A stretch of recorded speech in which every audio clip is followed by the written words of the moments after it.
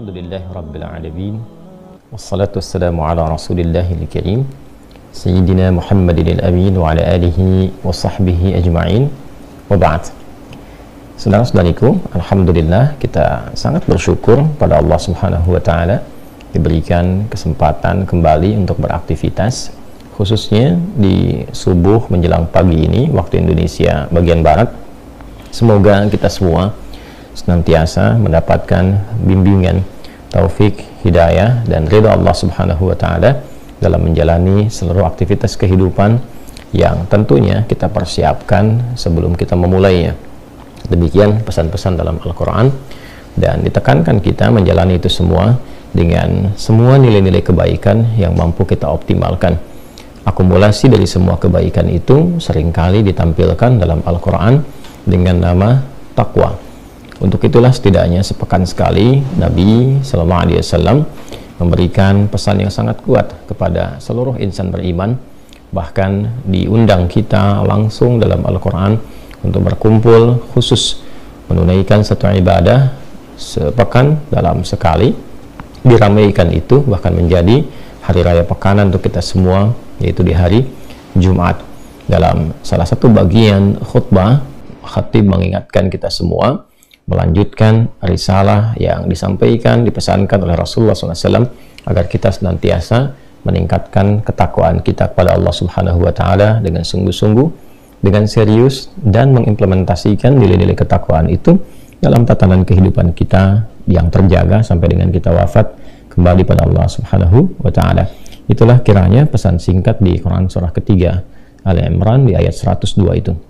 Ya ayyuhalladzina amanu taqullaha haqqa tuqatih wa la tamutunna illa wa antum muslimun. Hai semua yang telah menyatakan dirinya beriman kepada Allah Subhanahu wa taala, yakin bahwa ia akan kembali, yakin dengan ketuhanan Allah Subhanahu wa taala, maka ia buktikan keyakinan tanpa ragu itu dengan menunaikan segala arahan-arahan berupa perintah Allah Subhanahu wa taala, meninggalkan larangan-larangan yang Allah mintakan, bahkan untuk menjauhinya. Maka semua itu disebut dengan takwa. Tingkatkanlah takwa kalian kepada Allah dengan cara yang benar, dengan sungguh-sungguh, dengan serius. Bukan hanya ketika bersama orang terlihat seperti baik, ketika sendirian menghilang nilai-nilai kebaikan itu. Di semua tempat, semua keadaan, semua aktivitas kita hadirkan. Dan di antara sekian banyak aktivitas itu ada yang terkait hubungan kita dengan Allah. Saat sholat, kita mencoba menunaikan sholat dengan spirit takwa. Sholat dengan pakaian yang baik, sholat dengan niat yang baik, sholat dengan khusyuk yang baik. Itu bagian sifat takwa yang melekat pada ibadah ritual. Demikianlah disebut orang-orang takwa misalnya di Al-Baqarah ayat kedua sampai dengan ayat 3 yang mengimplementasikan takwanya dengan meningkatkan iman dan menyempurnakan sholatnya. Dzalikal kitabu la raiba fi hudal lil muttaqin alladzina yu'minuna bil ghaibi wa yuqimunas shalah. Orang-orang takwa al-muttaqin di sana adalah orang yang senantiasa meningkatkan keimanannya kepada Allah dan dia mengimplementasikan nilai-nilai keimanan itu dengan menyempurnakan sholatnya. Demikian pula dalam kehidupan kita saat berinteraksi dengan lingkungan, dengan manusia, bahkan hewan dan tumbuhan. Ada nilai-nilai takwa yang diminta oleh Al-Quran untuk dipraktekkan. Kita ambil contoh Quran surah ke-49 misalnya, Al-Hujurat di ayat ke-13 itu. Ya ayyuhan nasu inna khalaqnakum min dzakarin wa untha wa ja'alnakum syu'uban wa qabaila lita'arafu inna akramakum 'indallahi atqakum. Hai semua manusia, dengan keagunganku kuciptakan kalian itu dari lelaki ada perempuan, lalu kemudian menyebar berbeda-beda tempat, beda-beda berdomisili dari RT RW yang berbeda, kecamatan, kabupaten, bahkan sampai ke level negara. Bahkan waqabail, sukunya pun satu tempat mungkin boleh jadi berbeda. Satu provinsi, beda kabupaten, beda suku. Semua itu dinamika berkehidupan, perbedaan-perbedaan tempat, lita'arafu, untuk menjadikan kita saling mengeratkan silaturahim, saling berinteraksi dalam kebaikan, saling mengenal. Bukan litakhasabu, kita berbeda itu bukan untuk saling berselisih, bukan untuk saling mencela, untuk saling merendahkan. Karena keragaman yang ada itu sesungguhnya adalah jalan menuju kesatuan, jalan untuk menampilkan keindahan. Bayangkan kalau semua sama, tidak ada keragaman, tak ada keindahan. Kita melihat ikan saja berbeda-beda, warnanya berbeda, ada keindahan yang kita rasakan. Maka berbeda-beda tempat, beda domisili, Masya Allah, ada beda budayanya, ada dari sisi bahasanya, ada keunikan-keunikan yang ada, sehingga melengkapi berbagai warna itu menuju pada satu keindahan yang bisa dirasakan bersama. Tapi kapan itu semua bisa terasakan? Inna akramakum indallahi atqakum, yaitu ketika kita mampu menampilkan nilai-nilai ketakwaan, value takwa itu kita praktekkan karena Allah Subhanahu wa taala.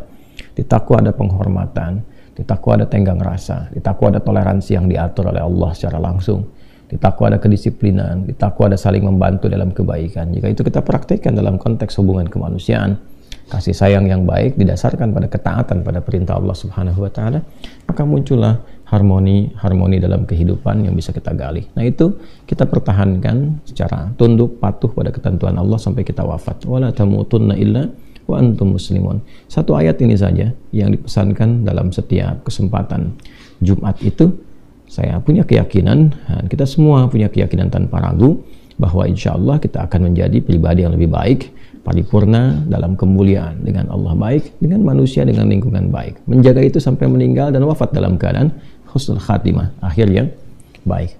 Namun tentunya dalam prakteknya tidak sedikit tantangan yang bisa kita lalui, kadang persoalan juga muncul, dan kita memerlukan bimbingan-bimbingan supaya dapat tangguh lagi, mudah mengatasi persoalan dimaksud, lebih kuat secara mentalitas, sehingga optimisme untuk meningkatkan takwa dan semangat untuk menjaganya tetap optimal bisa kita hadirkan dalam berkehidupan. Nah teman-teman, di edisi kali ini kita akan mencoba menampilkan bimbingan-bimbingan praktis yang kita serap dalam kurikulum Al-Quran, juga petunjuk hadis-hadis Nabi Sallallahu Alaihi Wasallam terkait dengan boleh jadi berbagai macam persoalan yang kita hadapi. Kita mesti sepakat dulu, dan kesepakatan ini mesti didasari dengan keyakinan. Untuk itulah dalam Islam dimulainya dengan yakin dulu, iman dulu, baru kemudian kita bisa menunaikan syariat dengan benar dalam konteks ibadah. Kan rukun Islam juga dimulai dengan syahadat. Syahadat itu kan implementasi dari keimanan kita dulu.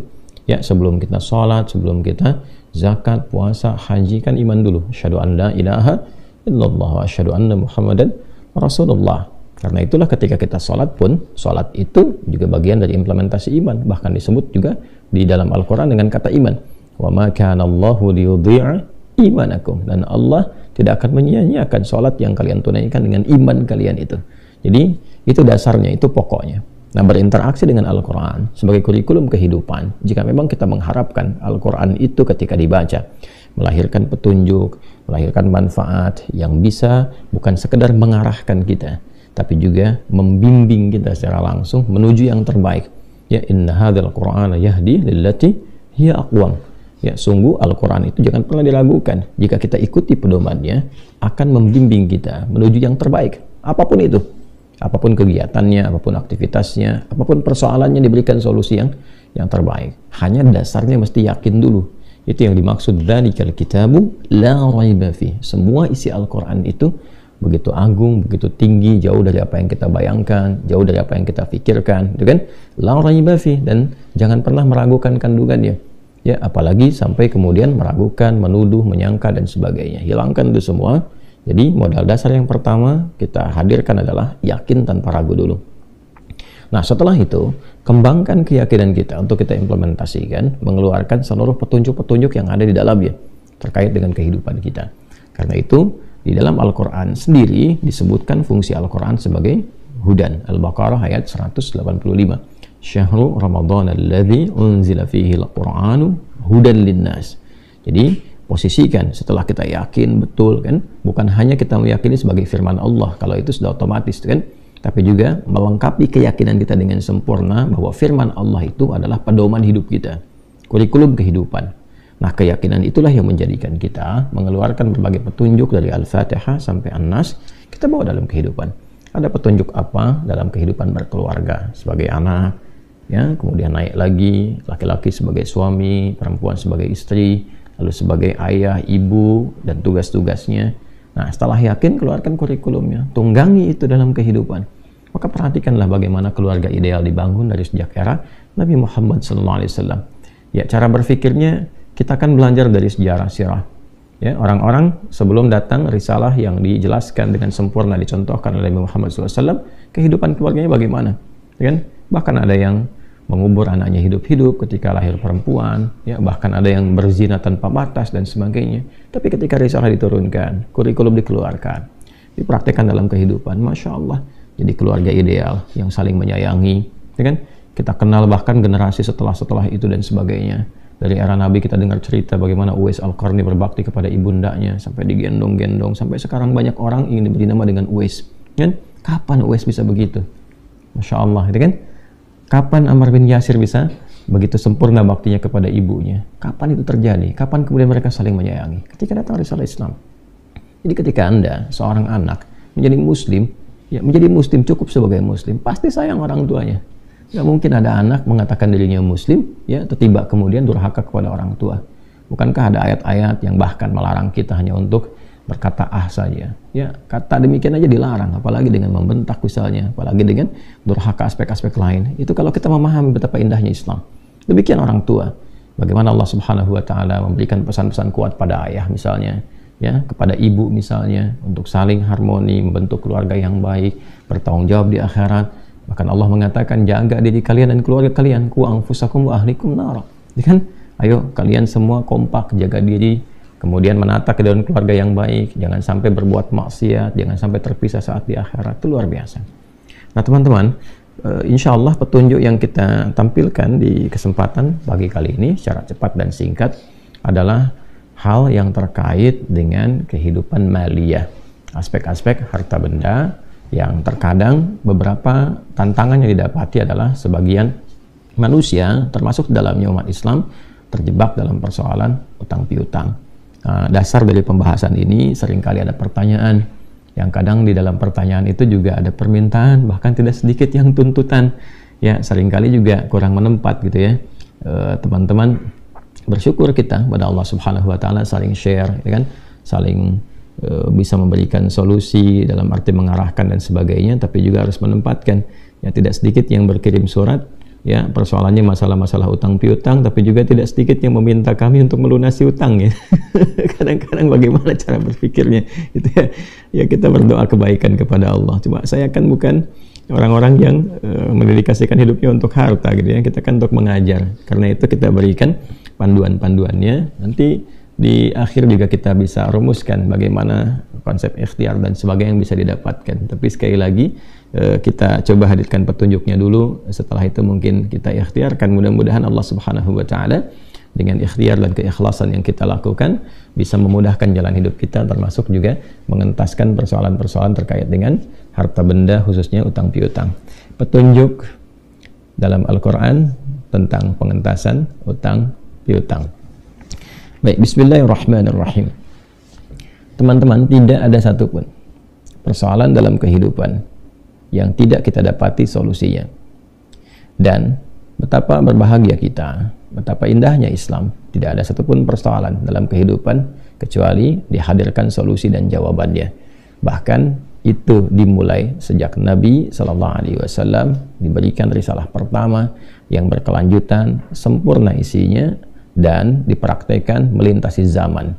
Semuanya sesuai dengan keadaan kita. Dan Masya Allah itu menunjukkan kebenaran risalah Islam. Bukan kreasi Nabi, bukan karang-karang Nabi, tapi memang hadir dari petunjuk Allah Subhanahu wa taala yang mengetahui seluk-beluk kehidupan kita. Nah, terkait dengan utang piutang yang kiranya ada kesulitan-kesulitan tertentu dari sebagian orang untuk bisa mengatasi itu semua, maka kita akan hadirkan beberapa doa-doa yang mengoneksikan kita dengan Allah Subhanahu wa taala yang kemudian kita implementasikan dalam konteks kehidupan kita. Nah, sekarang kita akan masuk kepada zikirnya saja, zikir pengentas utangnya dalam Al-Quran, juga dalam hadis seperti apa. Adapun bab-bab yang kenapa mesti berutang, kenapa begini, kenapa begitu, kita simpan dulu saja ya di pembahasan yang lain, karena nanti ada aspek-aspek juga yang mesti kita gali dalam beberapa hal. Ya, ada proses utang piutang yang dipraktikkan oleh Nabi juga di saat beliau berkehidupan, ya kan? Tapi juga itu diizinkan oleh Allah Subhanahu wa taala untuk memberi contoh kepada kita kapan harus berutang, kalaupun itu mesti dilakukan. Ya, bagaimana cara menutupnya? Ketika ada kesulitan, bagaimana cara memohonnya? Nah, kita masuk ke level ketiga dulu, ya, sebelum nanti insya Allah di lain kesempatan kita lengkapi 1 dan 2 seterusnya. Ini untuk menjawab beberapa persoalan-persoalan yang mendesak kadang-kadang dimintakan kepada kita untuk sharing. Baik, bismillahirrahmanirrahim. Kita mulai urutkan dulu teman-teman dari Al-Quran dan hadisnya. Ya, kita dalil, kita tunjukkan dulu. Kan temanya itu zikir pengentas utang kan? Ya, kita turunkan dulu. Ya, zikir pengentas utang. Ya. Nah, sebelum ke sini pengentas hutang, ya, penghilang, gitu kan? Kemudian juga solusi untuk bisa baik itu melunasi, menyelesaikan dan sebagainya. Saya ingin fokuskan Anda kepada kata zikir dulu ini. Ini diksi yang seringkali ditampilkan oleh para ulama yang memang mengambil dari pengajaran Al-Quran secara langsung dan mencantumkan kata zikir itu sendiri. Ya, teman-teman, dari situ nanti kan kita tahu ada zikir pagi dan petang, gitu kan? Dan isinya kan doa-doa kan? Ya. Nah, zikir itu, zikir dari kata zakara asalnya. Zal, kaf dan ra. Ya, zakara. Kemudian sifatnya yang kita praktekkan ya menjadi sifat keterangan yang melekat dipraktekkan disebut dengan zikir. Ya, zakara yadhkuru zikran. Ya. Ini. Secara bahasa singkatnya seringkali diartikan dengan ingat. Ya. Hal dzakarta syai'a, apakah kamu ingat ya tentang sesuatu itu? Ini. Kalau kita gali lebih dalam, sesungguhnya kata dzakara itu adalah proses mengoneksikan diri kita ya dengan objek tertentu. Ya. Kita ingin mengoneksikan, menyambungkan misalnya keadaan diri kita ya dengan objek tertentu, apakah itu terkait dengan aspek ketuhanan pada khususnya misalnya ingin mengoneksikan diri kita dengan Allah Subhanahu wa taala. Kita sebagai hamba, Allah sebagai Tuhan yang hak misalnya. Ya kan? Maka dalam bahasa Arab bahkan dalam Al-Qur'an konektivitas itu disebut dengan zikir. Makanya kenapa disebut dengan ingat? Karena saat ingat kita terkoneksi kan? Ya kan? Ketika teman-teman ingat kejadian di masa lalu, kita terkoneksi dengan keadaan itu kan? Begitu terkoneksi, maka hadirlah kemudian beberapa gambaran-gambaran dalam diri kita yang membimbing kita untuk bersikap. Ya, antum siapa ya? Oh, ingat nggak? Kemarin kan kita pernah bertemu. Oh iya, begitu kita ingat, akhirnya kan di mana ya? Oh, di tempat ini jam sekian. Maka hadirlah kemudian gambaran-gambaran di benak kita, lalu membimbing sikap kita. Ya, keadaan diri kita untuk merespon, oh iya antum si fulan, lalu kemudian dari situ muncul perilaku-perilaku tertentu.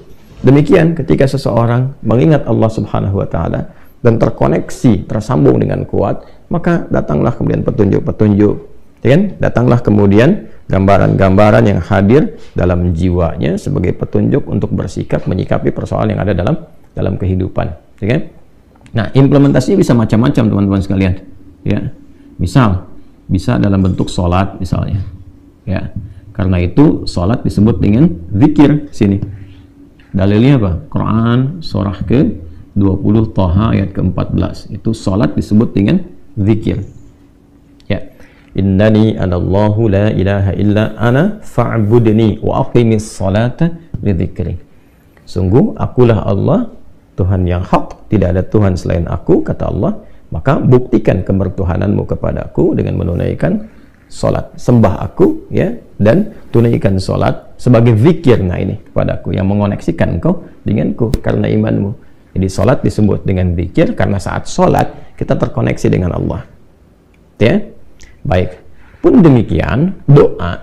Nah ini doa juga disebut dengan zikir. Nah, doa ya disebut dengan zikir. Karena saat kita terkoneksi ya dengan Allah itu dalam keadaan berdoa. Saat berdoa kan kita nyambung kan, terkoneksi dengan Allah kan, bahkan menyebut namanya ya. Makanya seringkali ada zikir-zikir, azkarus sabah, azkarul masa, zikir pagi, zikir sore, isinya kan doa semua tuh. Ya, kenapa doa disebut dengan zikir? Karena seseorang saat sedang berdoa, dia mengoneksikan dirinya dengan Allah Subhanahu wa taala. Karena itu dalam Al-Qur'an di surah ke-7 khususnya Al-A'raf di ayat ke-205 itu doa disebut dengan zikir. Wadhkur rabbaka fi nafsika tadarruan wa khifatan wa dunal jahri minal qaul. Maka berdoalah, minta, berzikirlah dalam hatimu yang paling dalam. Maksudnya apa? Minta dengan segenap hati, dengan khusyuk. Ya, silahkan disuarakan, minta, tapi tidak harus suara yang berteriak kencang, karena kata Nabi, Tuhanmu itu kan maha mendengar, tidak tuli. Maksudnya silahkan memohon, ya, dengan suara yang bisa diresapi oleh hati, itu maksudnya. Bukan tidak bersuara, ya, dengan bersuara, mengeluarkan suara yang diresapi oleh hati. Ya, kalau suara kencang kan hati juga meresapnya kan turun. Ya, antara lisan dengan hati kan selalu begitu. Kalau ingin beriringan, maka transmisi gelombang itu harus sama, antara suara dengan hati disatukan, ketemu tuh di satu titik. Ya, begitu kita keluarkan suara, hati meresapi, kan gelombangnya kan akan sama tuh ya. Ya, nggak terlalu kencang, nggak juga terlalu rendah gitu, akan ketemu di satu titik. Nah, itu yang dimaksud di ayat ini. Ya, poinnya adalah silahkan berdoa, koneksikan dirimu dengan Allah. Jadi kalau berdoa itu upayakan terkoneksi, bukan cuma sekedar menyebut. Ya, Alhamdulillahilladzi ahyana ba'da ma amatana wa ilaihin nusyur. Doa habis bangun tidur kan? Bangun tidur berdoa. Bukan cuma di lisan, karena doa itu disebut dengan zikir. Ya, jadi upayakan yang dibaca itu terkoneksi, terhubung kepada Allah. Bagaimana bisa terhubung? Kalau imannya jalan, kalau hatinya meresapi itu. Makanya ketika kita berdoa, usahakan itu dalam keadaan sadar. Ya, sadar, jangan dulu sambil ngantuk begini. Nah, kesadaran itu didorong oleh kehusyuan dalam hati. Itu yang dimaksud zikir. Ya, wadhkur rabbaka fi nafsika tadarruan wa khifatan wa dunal jahri minal qaul. Ini gambarannya, teman-teman sekalian. Maka doa disebut dengan zikir karena mengoneksikan seorang hamba dari permohonannya kepada Allah Subhanahu wa taala. Ini ya, kebertuhanan kita kepada Allah, sekaligus memberikan kesan jangan sekedar melafazkan, tapi iringi lafaz kita itu dengan penguatan dalam jiwa kita. Ya, termasuk Al-Quran juga. Ya, ketika kita membaca, baik itu qiraat, ya, bahkan itu tilawah, bahkan itu hafalan. Ya, qiraat, mana dalilnya misalnya? Qiraat itu sekedar membaca. Bukankah saat kita membaca, merasakan diri kita lebih terkoneksi dengan Allah kan? Ya, tandanya ada ketenangan dalam jiwa kita. Sehingga konektivitas kepada Allahnya lebih kuat. Ya, apa dalilnya? Quran dalam konteks bacaan disebut dengan zikir. Quran surah ke-15 Al-Hijr. Quran surah ke-15 ayat ke-9. Inna nahnu nazzalna dzikra wa inna lahu lahafizun. Kan? Kami, kata Allah, dengan keagunganku yang menurunkan Al-Quran kepadamu. Kami di situ ta'zimun nafsi li ta'zimi sya'ni, dengan segala keagunganku, kan? Ya, diturunkan Al-Quran sebagai sesuatu yang dahsyat, istimewa, agung. Ya. Kemudian apa fungsinya? Ya, Quran itu sebagai zikir, nazzalna dzikra, zikra yang mengoneksikan engkau dengan Allah. Jadi kalau kita ingin terkoneksi dengan Allah, mendapatkan petunjuknya, gali banyak Al-Quran. Cara menggalinya bagaimana? Bisa baca dulu. Kalau nggak bisa baca, bagaimana mendapatkan petunjuknya? Setelah itu, nah ini dia. Setelah bisa baca, kemudian secara tematik kita keluarkan apa yang kita butuhkan dari Al-Quran. Ya, solusi apa? Apakah sedang sakit, bagaimana minta kesembuhan? Apakah sedang dilihat tentang piutang seperti bab kita, bagaimana cara mengeluarkan ayatnya? Apakah sedang ada kesulitan tertentu dalam pekerjaan, kehidupan rumah tangga, apa ayatnya? Babnya sudah ketilawah. Karena itu saat tilawah, ya, tuliyat itu kan, dibacakan, dipahami, didengarkan, ya, kemudian itu disebut juga dengan zikir. Ya, dari mana taunya misalnya? Ya, kita lihat di Quran surah ketiga Ali Imran misalnya di ayat 191. Tuh. Alladzina yadhkuruna Allaha qiyaman wa qu'udan wa 'ala junubihim wa yatafakkaruna fi khalqis samawati wal ard. Ya, ulul albab itu siapa ulul albab? Orang yang paham sesuatu pada intinya. Dari mana bisa paham? Karena dia terkoneksi dengan Allah. Dia sering tilawah, sering berpikir, merenungkan sesuatu, meriset, membawa petunjuknya. Karena itu ketika dia meriset, terkoneksi dirinya dengan Allah. Ya, minta petunjuk, bertambah keimanan. Nah, tentang penambahan imannya terkait dengan tilawah itu ada di Quran surah ke-8 misalnya ayat kedua. Dibuka dengan iman, diakhiri dengan tilawah. Innamal mu'minuna alladzina idza dzukirallah wajilat qulubuhum wa idza tuliyat tilawah alaihim ayatuhu zadatuhum imana wa ala rabbihim yatawakkalun. Jadi orang beriman tuh, insan beriman tuh ukurannya kalau disebutkan nama Allah ada konektivitas. Ya. Nah, nanti ada jawaban dalam hatinya, konfirmasi. Setelah itu dia bertilawah, begitu dibacakan ayat-ayat kepadanya, kan itu dibacakan saja bertambah imannya. Ya. Kemudian setelah itu apa? Konektivitasnya terjalin kuat, wa ala rabbihim tawakkalun. Demikian juga dengan hafalan. Jadi kalau kita sudah bisa baca, kemudian kita tilawahi, nah ada ayat-ayat yang kita praktekkan, dengan apa caranya? Ya dihafal. Ya kan? Nah, hafalan ini ada yang bentuknya hafalan-hafalan tematis. Misal dalam doa nih, kan ada ayat-ayat dalam Quran, kalau sakit baca apa, ya kan? Supaya kita mudah, kan nggak harus di setiap situasi bisa pegang mushaf, ya kan? Maka hafalkan ayat-ayat itu, kita bawa, ya kan? Nah, ini gambaran contohnya. Maka saat kita akan bawa, di setiap keadaan bisa kita praktekkan, maka hafalan mendorong kita untuk mempraktekkan dengan mudah. Nah, hafalan pun disebut zikir. 4 kali disebutkan dalam Al-Quran, ya. Di Quran surah ke-54, ya. Kita temukan teman-teman sekalian, ada 4 kali disebutkan ketika Allah berfirman, walaqad yassarnal qur'ana lidzikri fahal mim muddakir, ya, dengan menggunakan kata zikir. Saya ambil salah satu saja langsung di ujungnya di ayat ke-40, ya.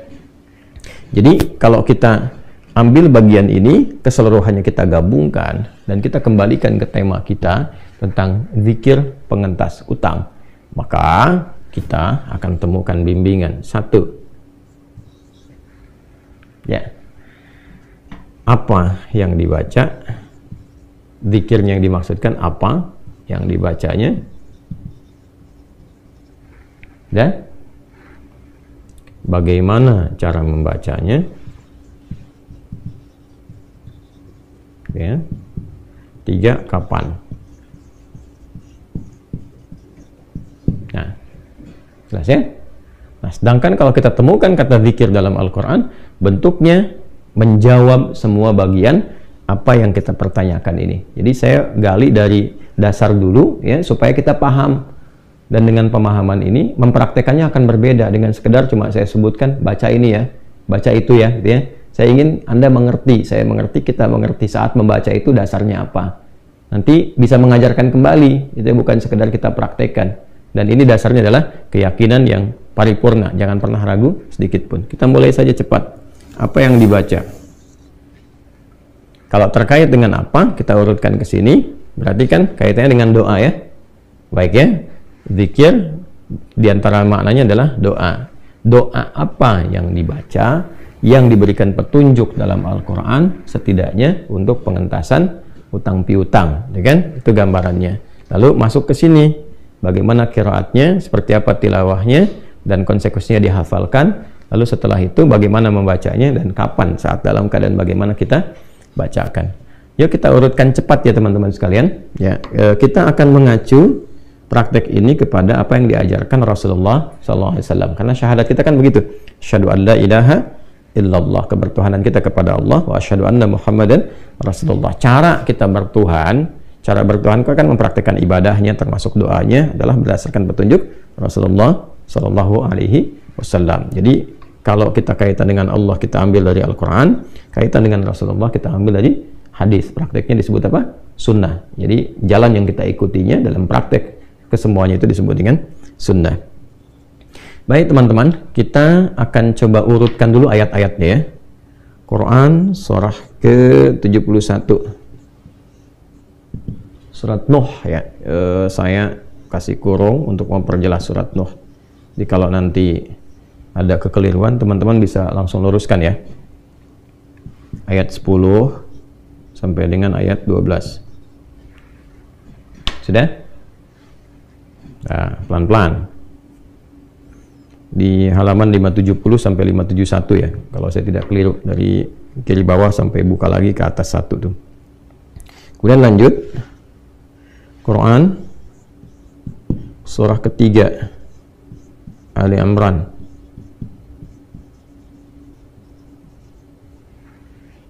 ayat 26 ya, pelan-pelan ya.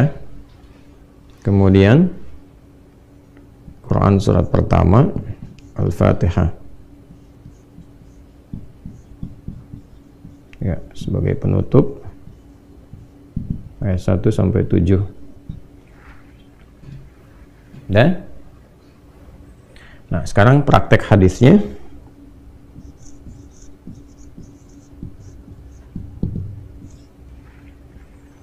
Hadis diriwayatkan oleh Anas bin Malik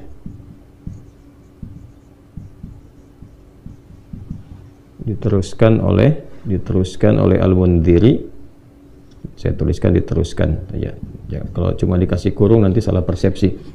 Oleh Al-Mundhiri. Itu bisa dicek teman-teman. Kemudian ditemukannya, ini tekan ke atas, ditemukan di kitab Al-Jami' As-Shaghir, Jami' As-Shaghir karya Imam At-Tabrani. Imam At-Tabrani, nomor hadis 558. Yang mendapatkan pengajaran tentang doa ini adalah sahabat Mu'adz bin Jabal. Jadi kita lengkapi sampai ke sirahnya. Ya, jadi kalau kita nanti cari, kita temukan kitabnya di mana? Ini Al-Jami' As-Shaghir nomor hadis 558. Rawinya siapa? Anas bin Malik. Yang meneruskan siapa? Al-Mundhiri. Yang mengalami siapa? Mu'adz bin Jabal radhiyallahu taala anhu. Nanti ini bisa dilacak. Itulah indahnya dalam Islam. Dalil ada, transmisi urutannya ada, terus bukti sejarahnya ada. Kan dilacak orangnya ada. Mu'adz ada enggak? Ada. Imam Tabrani ada enggak? Ada. Kitabnya juga ada. Al-Mundhiri ada enggak? Ada. Anas bin Malik ada. Di sirah bisa dilacak. Kejadiannya bisa ditemukan. Kapan, dalam keadaan apa, seperti apa. Itu indahnya dalam Islam. Ini enggak ada satupun persoalan. Kecuali ketika dijawab itu, sanadnya tersambung semua. Itu prakteknya ada. Dan ini bukan rekayasa gitu. Itu indahnya dalam Islam, itu komplit semuanya. Ya. Yuk kita teruskan dulu teman-teman sekalian ya. Saya akan keluarkan dulu dari sisi Al-Qur'annya untuk membuka, lihat urutannya. Ya. Pertama Quran surah 71, surat Nuh ayat 10 sampai 12. Ya. Ini amalannya kita turunkan dalam bentuk amalan dulu ya. Satu, istighfar. Istighfar. Dah? Tas ya. Dalilnya apa? Ini Quran surah Nuh surah 71 ayat 10 sampai 12. Faqul tustaghfiru rabbakum innahu kana ghaffara yursilis samaa'a 'alaikum midrara wa yumdidkum bi amwalin wa banina. Ya kan? Nah, ini dia poinnya. Wa yumdidkum bi amwalin, dan melapangkan urusan hartamu. Ya. Di ayat yang ke-12, koneksinya ayat 10, terus intinya di ayat ke-12-nya. Faqul tustaghfiru rabbakum, maka aku, ya kan, mengatakan, ini lisan Nabi Nuh yang disampaikan oleh Al-Quran, bagaimana Nabi Nuh mengajak umatnya untuk memperbaiki diri, mengoneksikan kembali diri mereka kepada Allah, bertobat, ya, memperbanyak istighfar karena salahnya banyak. Nah, kemudian apa manfaat dari istighfar itu? Maka hal-hal yang terkait dengan kesulitan hidup kita, baik terkorelasi dengan alam misalnya, ya, ini kaitan dengan hujan, yang ayat 11-nya, hujan misalnya belum turun, kemarau dan sebagainya. Boleh jadi ada keadaan yang tidak terkait dengan alam saja. Alam kan yang menundukkan Allah. Coba dicek. Boleh jadi mungkin ada perilaku masyarakatnya yang tidak Allah sukai, sehingga tertahanlah kemudian ya rizki dalam bentuk hujan itu dan tidak mengalir, sehingga diminta hamba itu terkoneksi kembali dengan Allah.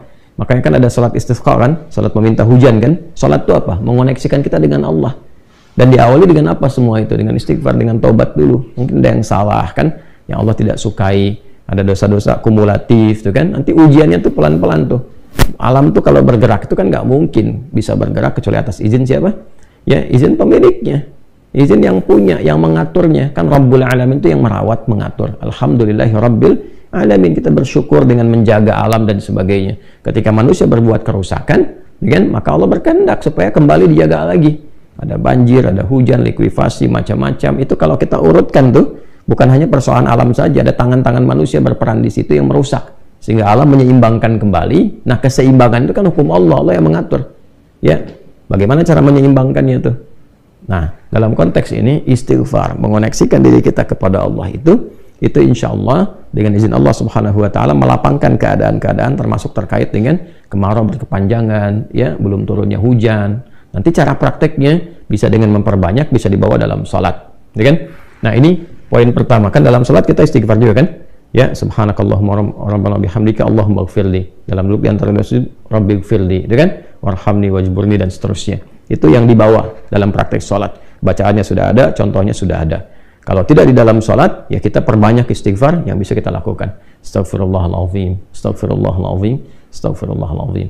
Kalau mau kita bawa dengan suasana kita yang mungkin banyak karena salah melangkah, ya terjebak dengan riba, karena salah bertindak, hanya ingin flexing, ya kemudian tiba-tiba pinjam ini, pinjam itu, utang sana, utang itu, ya kan? Akhirnya terjebak dan sebagainya. Salah tuh istighfar. Astaghfirullahalazim. Karena merasa salah, bisa kita lengkapi. Astaghfirullahalazim alladzi la ilaha illa huwal hayyul qayyum wa atubu ilaihi, ya kan? Astaghfirullahalazim alladzi la ilaha illa huwal hayyul qayyum wa atubu ilaihi. Maka apa korelasi istighfar itu?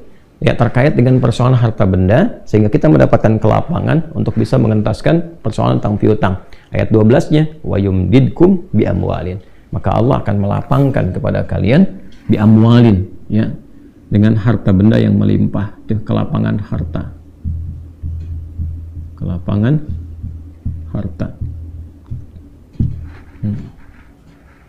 Jelas ya? Ini dalilnya. Jadi dari ayat 10 sampai ke ayat 12. Bahkan itu bisa terus ke aset. Ya, kan seterusnya kan wajannati dan kebun-kebun, aset-aset dan sebagainya. Artinya, bahkan dari keadaan terpuruk pun, kalau Anda benar ada kesadaran dalam diri untuk merubah pola hidup, lebih dekat dengan Allah, itu bukan cuma lunas, diganti oleh Allah dengan kelapangan yang lebih baik, yang membuat Anda nyaman dalam beribadah. Nah, cuma sekali lagi, cara prakteknya nanti dikembalikan ke sini, ke zikir. Ya, kan ini ke bagaimana nih? Setelah apa yang dibaca, bagaimana cara bacanya? Bukan sekedar baca. Mesti ada ketulusan, kesadaran. Karena kan ketika bicara bagaimana, disebutnya zikir, bukan cuma doa, zikir.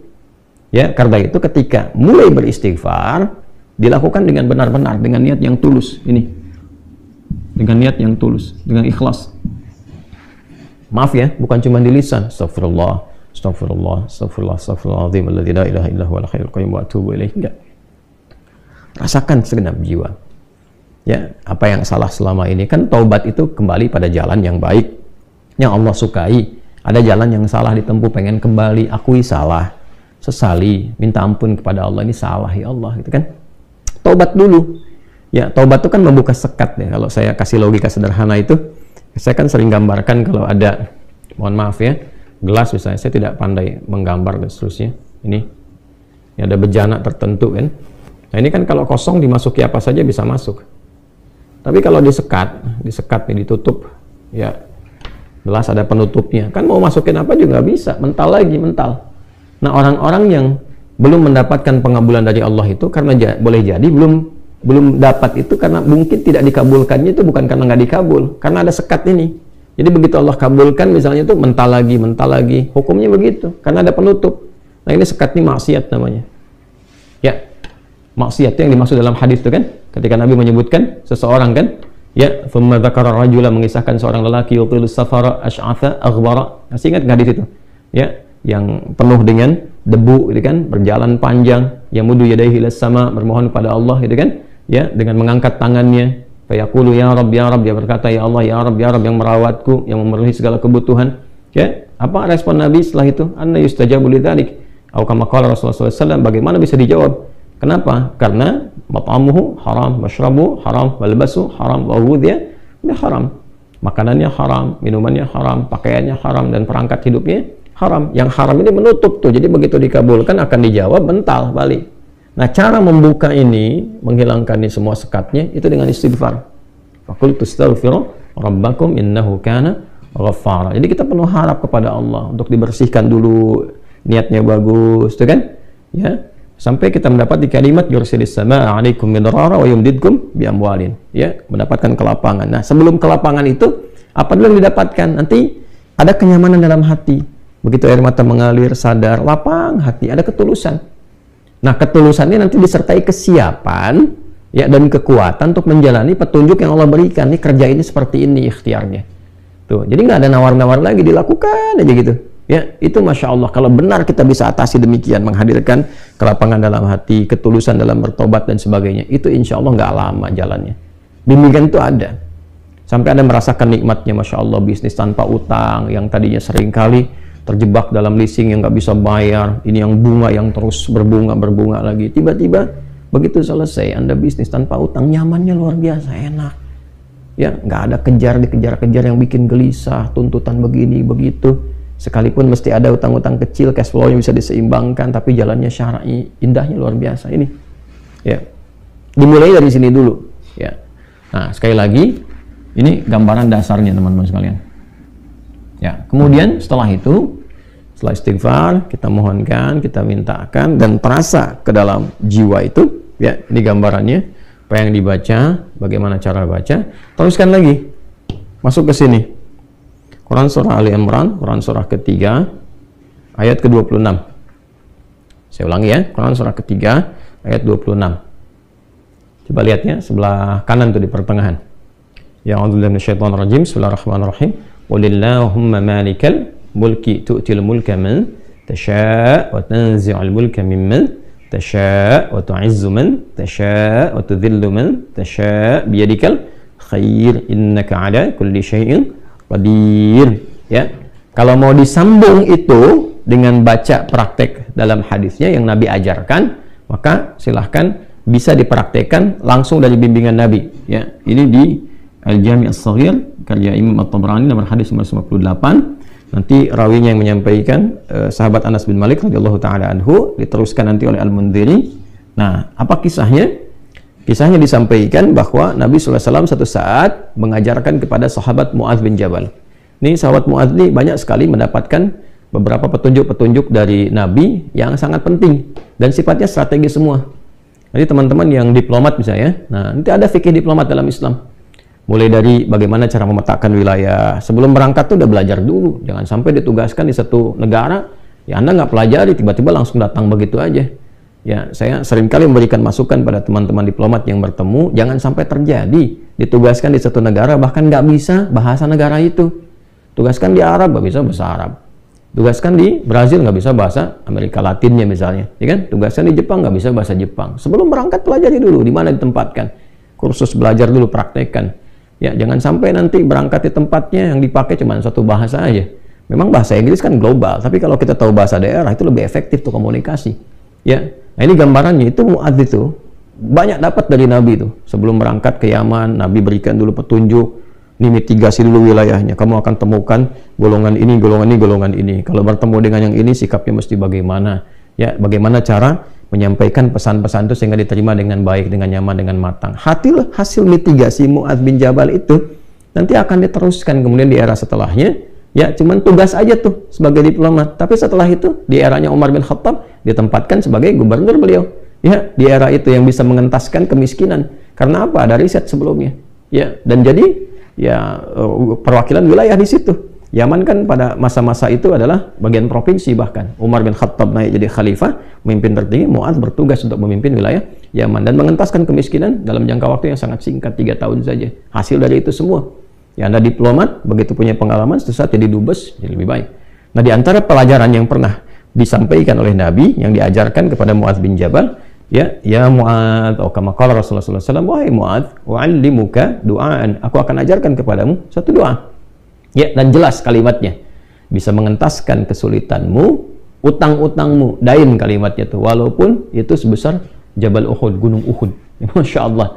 Ya, Mu'adz, maukah engkau aku ajarkan satu doa yang kalau engkau baca itu, engkau punya utang, terjebak dalam satu kondisi, ya, walaupun sebesar gunung Uhud, Allah akan melapangkannya. Ya, teman-teman yang pernah umrah, pernah haji, tahulah seperti apa gunung Uhud itu. Ya, panjangnya luar biasa dan seterusnya. Itu ilustrasi. Ya, bukan berarti harus segunung Uhud begitu, gambarannya sebanyak apapun. Kalau benar-benar kita terkoneksi dengan Allah, bukankah Allah Maha Kaya, Maha segalanya, yang mudah mengangkat, mudah menurunkan, mudah memberi, mudah juga menghilangkan sesuatu, mengangkat yang baik, memberi yang baik, menghilangkan yang buruk, gitu kan? Dan seterusnya. Maka Mu'adz tentu mengiyakan, dan Nabi kemudian sallallahu alaihi wasallam memberikan petunjuk doanya, gitu kan? Maka beliau memulai dengan Allahumma, ya kan? Kalau kita baca ayatnya kan kulillahumma, ya. Nah, kita bisa bacakan langsung potong dari kata Allahumma-nya berdasarkan pengajaran dari Nabi sallallahu alaihi wasallam kepada Mu'adz bin Jabal. Itu bisa dicek di hadisnya. Allahumma malikal mulki. Coba buka mushafnya ya. Buka mushafnya. teman-teman buka mushaf ini, mushaf masing-masing di rumah, cari Quran surah ketiga Ali Imran ayat 26. Kan kata kulnya di situ, kalau kita baca Quran harus dibaca semuanya. Qulillahumma. Tapi kul itu kan katakan, ya, perintah Allah kepada Rasulullah. Nah, kita bisa dalam konteks berdoa, kita bisa langsung bacakan dari Allahummanya. Allahumma malikal mulki. Saya ulang ya. Allahumma malikal mulki. Tu'til mulka man tasha' wa tanzi'ul mulka mimman tasha' wa tu'izzu man tasha' wa tudhillu man tasha' biyadikal khair innaka 'ala kulli syai'in qadir. Jadi dimulainya dari Allahummanya sampai ke ujung ayatnya. Sudah? Dah ya? Kemudian teruskan. Rahmanad dunya, Rahmanad dunya. Saya tulis ya, teman-teman itu bisa screenshot ya. Rahmanad dunya wal akhirah.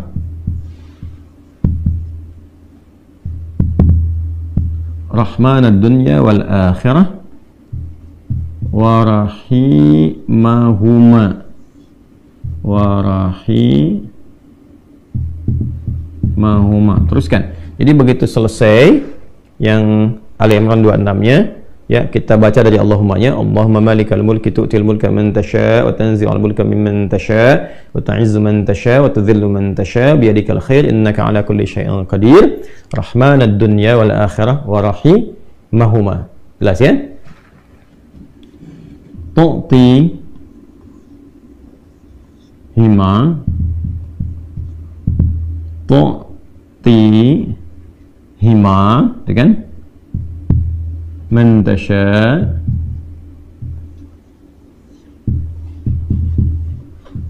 dah? Wa tamna'u minhuma man tasha.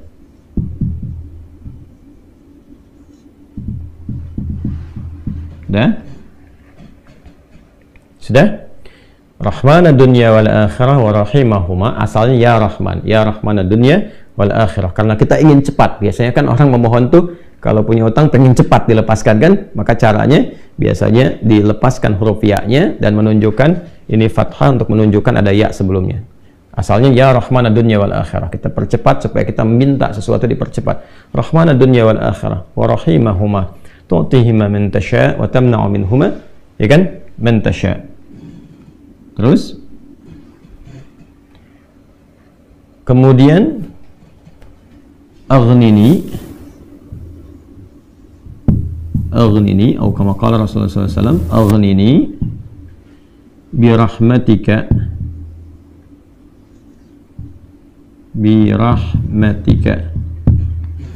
Sudah? Aghnini bi rahmatika. Nih yang saya garis bawahi. Sudah? An rahmatin man siwak.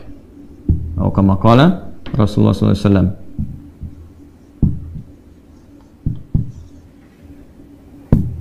An rahmatin man siwak. Sudah?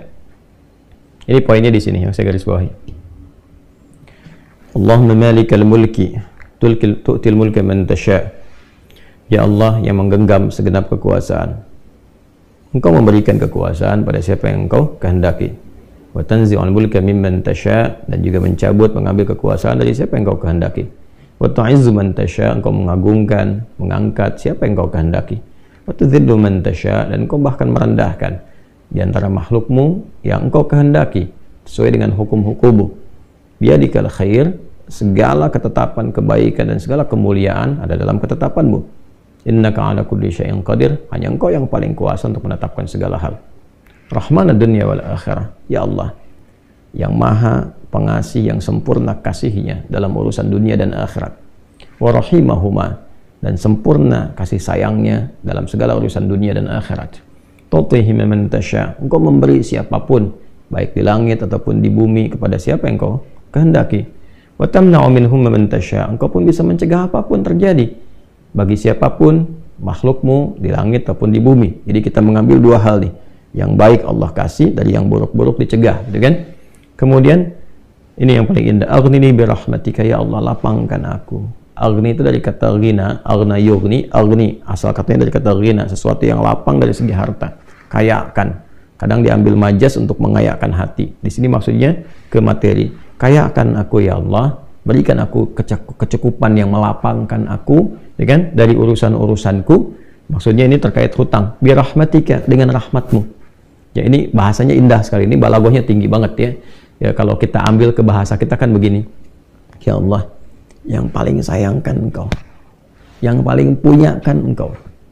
Yang menguasai dunia dan akhirat kan Engkau. Yang memiliki kebaikan kan Engkau.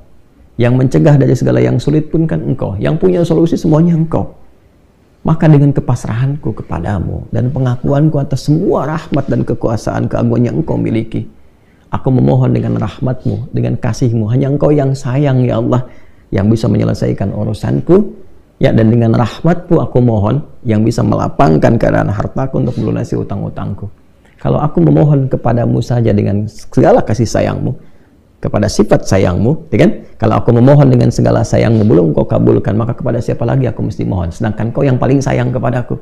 Kalau yang paling sayang saya tidak memberi, lantas kepada siapa saja? Ya, kepada siapa lagi aku mesti memohon? Maka aku mohon ya Allah, lapangkan keadaan diriku dengan sayangmu itu, sehingga aku tidak memohon dan meminta lagi kepada selainmu. Ini, ya, aghnini bi rahmatika an rahmatin man siwak. Ya Allah, semua orang sudah mengatakan nggak bisa, ini nggak mungkin, ini nggak mau, itu tidak. Maka aku memohon kepada yang paling sayang kepada aku. Kalau kepada yang paling sayang saja belum dikabulkan, lantas kepada siapa lagi aku mesti meminta? Mohon lapangkan diriku dan berikan aku kekuatan, sehingga dengan rahmatmu aku tidak meminta kepada siapapun selainmu. Ini indah banget nih kalau kita turunkan dalam bentuk pemaknaan yang balaghahnya. Ini teman-teman doanya. Ya. Setelah itu akhirnya dengan Al-Fatihah. Fatihah itu pahalanya banyak banget, kan? Di antara namanya, selain pahala itu juga ada fungsi-fungsi fadilahnya, keutamaannya. Ya, apa di antara fungsi keutamaan fadilah itu disebut juga dengan Al-Kafi, Asy-Syafi, yang mencukupkan segala hal, kan? Yang dengan izin Allah bisa menyembuhkan, karena intisari Quran itu ada di Al-Fatihah. Maka diakhiri dengan Al-Fatihah, kemudian setelah itu tutup dengan sholawat. Tutup dengan sholawat. Nah, nanti ada hadis lain yang mengajarkan kaitan antara hutang dengan memperbanyak sholawat kepada Nabi Muhammad SAW. Ya. Nah, sholawat ini juga penting teman-teman sekalian, diperbanyak di akhir ya. Jadi setelah baca tadi Quran surat Nuh, Ali Imran, ya, istighfar dulu. Jadi kalau kita rumuskan kan ketemu 5 kan? Ya, dari mulai kita istighfar dulu dengan segala ketulusan, dalilnya surat Nuh itu, kemudian di surah Ali Imran kita bacakan, terus praktek doanya kita temukan. Setelah itu Al-Fatihah, setelah itu kemudian sholawat kepada Nabi Sallallahu Alaihi Wasallam. Jadi di hadis lain ada seseorang yang diajarkan oleh Nabi Sallallahu Alaihi Wasallam untuk memanfaatkan, nah ini dia, kapan waktu, di pertengahan malamnya. Ya, untuk memanfaatkan pertengahan malam itu terkait dengan utang piutang juga. Nah, lalu dia berkata, apa yang harus kami lakukan ya Rasulullah? Yang perbanyak gitu kan, ibadah kepada Allah. Lalu diajarkanlah salawat. Aku akan mengambil, kata orang itu, sepertiganya. Kata Nabi, itu baik. Kemudian kalau bisa tambah, aku akan mengambil 2/3-nya. Kata Nabi, kalau itu baik. Lalu kalau bisa tambah, aku akan mengambil keseluruhannya. Ketika orang itu menghidupkan salawat di akhir-akhir malam itu, ya maka Nabi SAW langsung berkomentar, maka Allah akan mencukupkan, bahkan melebihkan apapun yang kamu rasakan gitu ya, yang kamu hadapi. Nah, itu beberapa ulama menempatkan bab itu dalam pengentasan utang piutang. Jadi kalau kita temukan, ketemulah kemudian di sana 5 bagian, yang kelimanya ditutup dengan keadaan ini kapan, yaitu waktunya tengah malam, dan ditunaikan diawali dengan sholat dulu untuk mengoneksikan diri kita kepada Allah Subhanahu wa Ta'ala. Jadi kalau Anda bertanya kapan ini dibacakan, ya saya ulangi, kapan ini dibacakan, yang paling pokoknya adalah di pertengahan malam, di 1/3 malam. Jadi bangun malam hari supaya ada getaran kejiwanya lebih cepat mengamalkan Quran. Surah Al-Muzammil itu surah 73 ya, di ayat yang ke-6, inna nasyi'atal laili hiya asyaddu wat'aw wa aqwamu qila. Bangun malam itu bacaannya menyentuh kepada jiwa, lebih mudah mendapatkan kekhusyuan. Jadi 1/3 malam bangun, istighfar gitu kan. Ya, setelah sholat itu, sholat kita supaya bangun konektivitas dulu. Sholat itu kan kalau sudah bagus khusyuk, konektivitasnya tinggi. Setelah itu baru diistighfari. Istighfar menjelang sahar. Ya, wabil asharihum yastaghfirun, menjelang sahar mereka banyak istighfar. Nah, kalau sudah beristighfar, Itu Masya Allah nanti di Quran surah ketiga ayat 17 itu nanti akan diberikan oleh Allah 4 kekuatan yang bersanding dengan orang istighfar. As-sabirina was-sadiqina wal-qanitina wal-munfiqina wal-mustaghfirina bil ashar. Punya kekuatan untuk sabar, punya kekuatan untuk membenarkan ajaran Quran dan mengamalkannya. Kemudian apa lagi? Qanitin, khusyuk ibadah. Orang yang biasa bangun malam istighfar di ujung malam tuh lebih khusyuk ibadahnya. Nah, itu wal-munfiqin, bisa jadi rajin infak, setara itu. 4 itu bisa setara. Jadi orang yang istighfar, pemahaman pertamanya bisa setara amalnya dengan orang yang rajin infak, yang khusyuk ibadah, orang yang membenarkan isi kitab dan mengamalkan, serta orang sabar. Pemahaman berikutnya adalah mendapatkan 4 keutamaan ini. Bisa rajin infak. Bagaimana bisa infak kalau nggak ada yang diinfaki? Ya, makanya itu satu-satunya juga yang menguatkan kembali bahwa ketika bisa istighfar dipraktekkan di ujung malam, wabil asharihum yastaghfirun. Kapan istighfarnya? Setelah tahajud. Dari mana taunya? Quran surah 51 dari ayat ke-15 sampai ke-18. Innal muttaqina fi jannati wa 'uyun akhidina ma atahum rabbuhum innahum kanu qabla dzalika muhsinin. Ayat 17-nya, kanu qalila minal laili ma yahja'un. Kan mereka itu orang-orang yang sedikit tidurnya, maksudnya menghidupkan malam, rajin tahajud. Setelah itu apa? Wabil asharihum yastaghfirun. Menjelang waktu sahar, sepertiga malam ke waktu sahar, ya dekat-dekat ke fajar dia banyak istighfar. Nah, saat istighfar itulah dia dapatkan sampai hatinya khusyuk, baru bacakan ini. Ya Allahumma malikal mulki tu'til mulka man tasha' wa tanzi'ul mulka mimman tasha' wa tu'izzu man tasha' wa tudhillu man tasha' biyadikal khair innaka 'ala kulli syai'in qadir. Ar-Rahman ad-dunya wal akhirah. Itu tulisan ke sana. Wa rahimahuma tu'tihuma man tasha' wa tamna'u minhum man tasha'. Kemudian teruskan langsung ke bawah. Aghnini bi rahmatika an rahmati man siwak. Minta kepada Allah. Ya, setelah itu boleh sertakan kemudian bahasa-bahasa kita minta. Terus baca Al-Fatihah, tutup dengan salawat kepada Rasulullah sallallahu alaihi wasallam. Ya, itu dibiasakan. Nah, sampai mendapatkan kekuatan, tapi bukan berarti tidak berikhtiar. Setelah itu ikhtiar tetap. Ya, tetap berikhtiar. Ya, bagaimana cara berikhtiarnya? Ya, itu bisa kita bekerja dengan baik. Kalau nggak ada modal sama sekali, misalnya kita berikhtiar dulu dengan amal kebaikan. Datang ke masjid, berusaha rapi-rapi, gitu kan? Kemudian kita lihat ke DKM-nya, misalnya mengajukan dulu permintaan. Nggak usah banyak-banyak pinjamnya. Pinjamlah misalnya 100.000, 200.000 atau 500.000. Kemudian setelah itu cari peluang-peluang, misalnya di majelis-majelis ilmu kan banyak orang belajar itu. Ya, belilah modal tertentu, beli makanan atau minuman. Terus kontak ke DKM-nya, sampaikan. Ya, supaya nanti ada sinergi antara jamaah dengan yang dagang. Bicara dengan baik-baik sehingga nanti diumumkan. Ustadznya juga menyampaikan, berikan kelapangan kepada teman-teman yang sedang misalnya mencari rezeki berjualan, dapat dari situ, tambahkan lagi berdoa. Bisa jadi tiba-tiba Allah berkehendak menggerakkan orang-orang tertentu yang baik dan sebagainya. Ya kan? Jadi bukan datang ke ustadz untuk melunasi utangnya. Saya lihat beberapa teman-teman tuh kalau minta, saya terjebak riba gini, gimana solusinya? Mau minjam, mau minta dilunasin. Teman-teman saya itu udah tugasnya ngajar.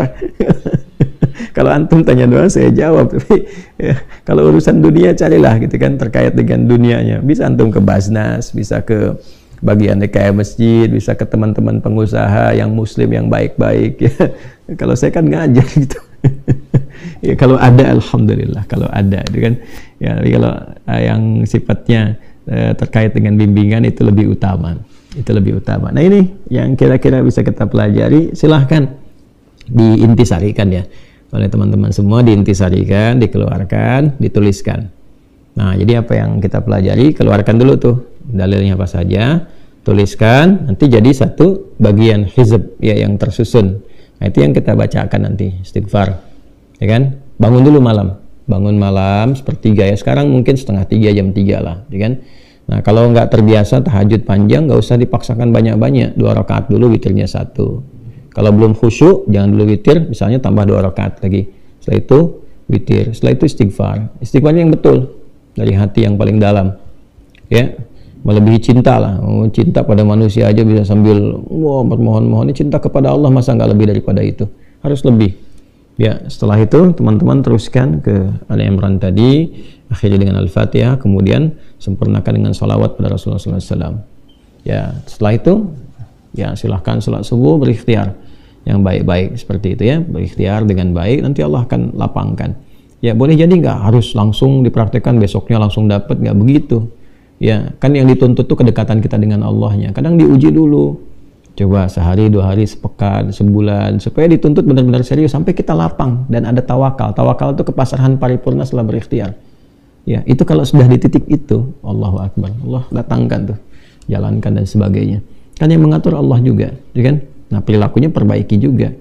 Ya, perilaku kita perbaiki dulu. Saya kira itu yang kita bisa uraikan di pertemuan kali ini untuk dibahas. Mudah-mudahan bisa disusun dengan cara yang baik.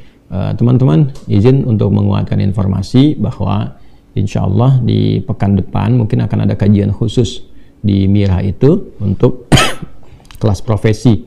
Jadi mohon dilengkapi data-data yang sudah ada. Insya Allah dalam waktu yang tidak lama, insya Allah pekan depan lah saya siapkan dia. Sedang mencari tempat yang sesuai dulu karena kajiannya tidak berlangsung di masjid, karena ini kan kelas khusus, kelas terkurikulumkan gitu, terkurikulum supaya bisa spesifik belajarnya. Kita akan mencari lokasi yang baik dia untuk bisa dihadirkan suasana itu. Nanti akan diinfokan kalau tidak Kamis ke Jumatnya. Jadi Kamis itu membutuhkan waktu 3-4 hari untuk menyusun data-data yang sudah masuk. Teman-teman yang sudah masuk Mira itu, tolong sekali lagi diupdate ya. Kemudian diperjelas semua informasinya supaya kita bisa tempatkan di kelas-kelas spesifik. Nanti akan ada undangan ke teman-teman semua. Mungkin kalau beres Rabu, Kamisnya undangan untuk menetapkan tempatnya di mana akan belajar. Insya Allah mungkin 50-100 orang dulu ya, supaya ini kan pelajaran khusus, bukan kajian umum sifatnya demikian. Nanti akan ada kelas-kelasnya. Kita kan udah ada 5 kelas itu ya. Ada kelas pengusaha, kelas bisnis, kelas kedokteran kesehatan, ada kelas pelajar, kelas ilmuwan, dan ada kelas ibu rumah tangga kan. Nanti ada kelas-kelas yang lainnya juga kita runtutkan dan jumlahnya cukup banyak. Insya Allah kalau pesantrennya sudah jadi, itu cukup menampung banyak, dan di situ ada juga asramanya sebelum dipakai sama santri yang formal. Saya ingin teman-teman merasakan dulu hasil wakaf kita semua ya, sehingga kita insya Allah juga merasakan apa yang kita bangun bersama dan kita niatkan sebagai wakaf lillahi ta'ala, sebagai ibadah pada Allah subhanahu wa ta'ala. Insya Allah direncanakan, mudah-mudahan dananya tercukupi, kita September itu bisa sudah banyak yang diselesaikan, tinggal masjid mungkin ke akhir tahun, karena masjid detailnya itu cukup kompleks ya, karena yang kita ingin tunjukkan adalah bagaimana memuliakan ibadah di dalam masjid, sehingga masjidnya dibikin nyaman dan syiarnya lebih baik, tapi terjaga, bukan dimewah-mewahkan tapi nggak ada isinya, tidak ya.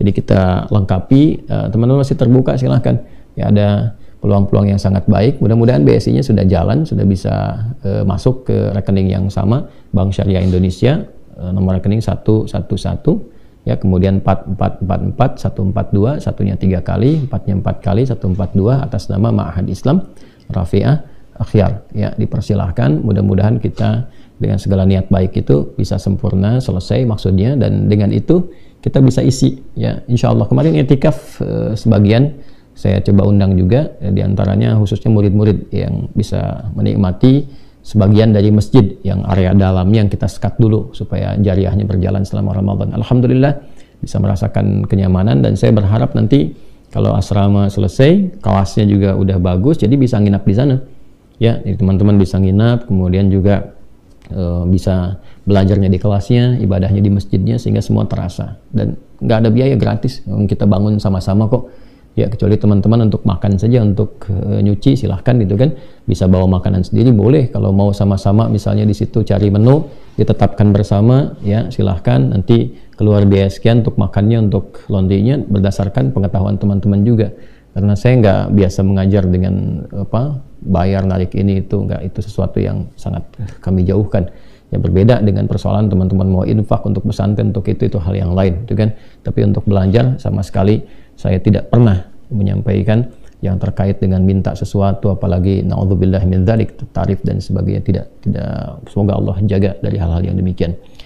Terima kasih teman-teman, semoga Allah muliakan kita. Dan yang terakhir saya ingatkan, insya Allah mungkin belum muncul flyernya, tapi ini sangat terbatas sekali. Kita akan ada program umrah ya di akhir tahun, di Desember ke Januari, mengambil akhir tahun, dan itu akan dimulai pendidikannya. Jadi ada pendidikan, belajar formal dari mulai Juni-Juli. Jadi daftarnya dari sekarang sampai ke Juni, dan itu belajarnya bukan hanya sirah, nanti terkait juga dengan hafalan Quran. Jadi ini program khusus Hamalatul Quran. Hamalatul Quran itu mencetak para ahli Quran yang disiapkan oleh program umrah. Nanti di sana setorannya di Masjidil Haram, Masjid Nabawi, insya Allah. Mudah-mudahan nanti ada salah satu imam di Masjidil Haram juga yang bisa menyertai baik itu takrim untuk haflahnya di sana ataupun juga untuk bisa menerima setoran yang kira-kira bisa mewakili untuk kita semuanya. Nanti kita siapkan di akhir tahun, jadi pendidikannya selama 6 bulan, menghafal Quran selama 6 bulan, belajar sirah, nyampe sana kita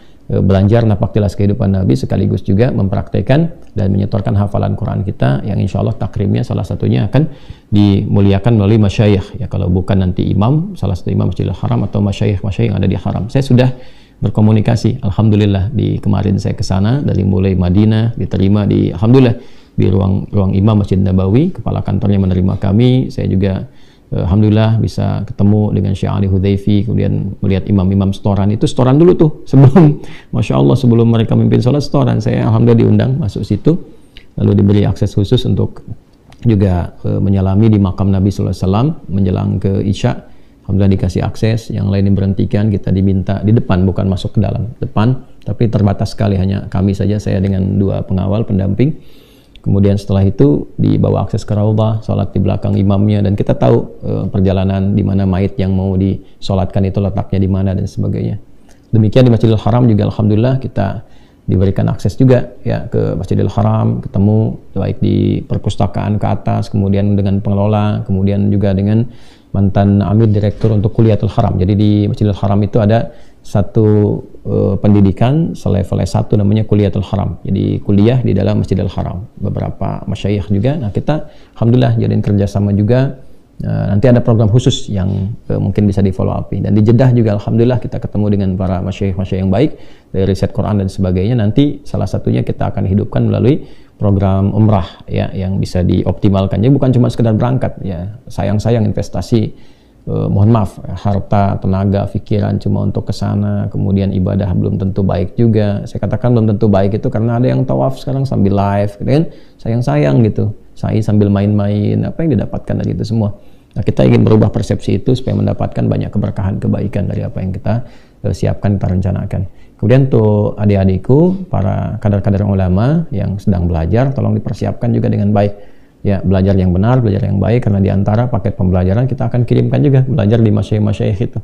Ada yang dengan kami di sini, nanti kita akan kirim tuh baik keluar, nanti juga belajar di Haramil Makki, ya belajar juga dengan para masyayikh ada di beberapa negara. Kita akan kirimkan di waktu-waktu yang sudah kita rencanakan, insya Allah. Mudah-mudahan Allah ridha. Jadi kalau saya pun meninggal dunia, nanti kan ada yang neruskan pesantren. Pesantren itu bukan milik pribadi, itu dikelola yayasan, nanti ada yang neruskan kembali. Ya, kita cuma sebentar lah, selama ajal Allah berikan pada kita mencoba yang baik, nanti hasil-hasil itu pulang, dan teman-teman mengajar, balik ke kampung masing-masing nanti, ya. Silakan mengabdi di MUI, bimbing masyarakat, dan ikhlaskan niat karena Allah, yang ikhlas, supaya jadi hujjah kita saat kembali kepada Allah, dan mudah-mudahan diperkenankan berjumpa dengan Rasulullah SAW. Allahumma taqabbal minna innaka antas sami'ul alim wa tub 'alaina innaka antat tawwabur rahim.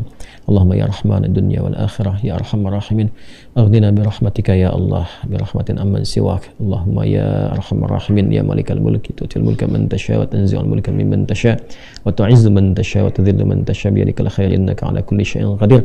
Rabbana la tad'a lana fi maqamina hadha wa fi kulli maqamin dhanban illa ghafartahu wa la hamman illa farajtahu wa la daynan illa qadaytahu ولا مريضا إلا شفيت ولا حاجة من حوائج الدنيا والآخرة فيها لك رضا وفيها لنا الصلاة إلا قضيتها يا أرحم الراحمين. ربنا آتنا في الدنيا حسنة وفي الآخرة حسنة وقنا عذاب النار. صلى الله على سيدنا محمد وعلى آله وصحبه أجمعين وآخر دعوانا سبحانك اللهم وبحمدك نشهد أن لا إله إلا أنت نستغفرك ونتوب إليك والحمد لله رب العالمين. السلام عليكم ورحمة الله وبركاته.